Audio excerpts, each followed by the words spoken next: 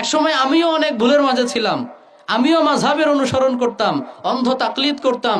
কিন্তু আলহামদুলিল্লাহ, যখন আমি পড়াশোনা করতে শুরু করলাম, বিভিন্ন শায়েখদের আলোচনাগুলো, সিরিজ আলোচনাগুলো শুনতে শুরু করলাম, মানহাজ সম্পর্কে জানলাম, আলহামদুলিল্লাহ আমি সব পরিত্যাগ করে দিয়েছি। আলহামদুলিল্লাহ পড়েন, আমার জন্য সবাই দোয়া করবেন। আল্লাহ তাআলা বলেছেন, ওয়াকুল জাআল হাক্কু ওয়া যাহাকাল বাতিল ইন্নাল বাতিলা কানা যাহুকা। সত্য এসেছে, মিথ্যা বিলুপ্ত হয়ে গিয়েছে। নিশ্চয়ই মিথ্যা চিরদিন মিথ্যা, এই মিথ্যা যাওয়ার জন্যই আসে, ঠিক কি না? এজন্য আমার যে ভুল নাই তা না, আমার হাজারটা ভুল থাকতে পারে, কিন্তু আলহামদুলিল্লাহ আমি আমার ভুল সংশোধনে সদা প্রস্তুত আছি।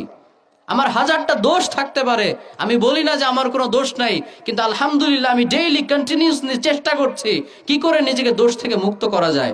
আশা করা যায় এটার ওসিলাই হয়তোবা আল্লাহ তাআলা আমাকে একসময় নির্দোষ করে দিতে পারে, ঠিক কিনা বলেন?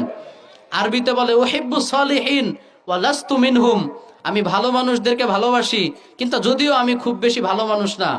লাআল্লাল্লাহ ইয়ারযুকুনি সালাহান, আমি আল্লাহর কাছে আশা রাখি এই ভালো মানুষদেরকে ভালোবাসার ওসিলায় আল্লাহ আমাকে ভালো বানিয়ে দিবে। সুবহানাল্লাহ পড়বেন না? আপনি ভালো না হতে পারেন, হয়তো খুব বেশি ভালো না, কিন্তু ভালো মানুষদেরকে আপনি ভালোবাসেন, নেককারদেরকে আপনি ভালোবাসেন, এইটার ওসিলায় ইনশাআল্লাহ আল্লাহ আপনাকে ভালো বানিয়ে দিতে পারে, ঠিক কিনা বলেন?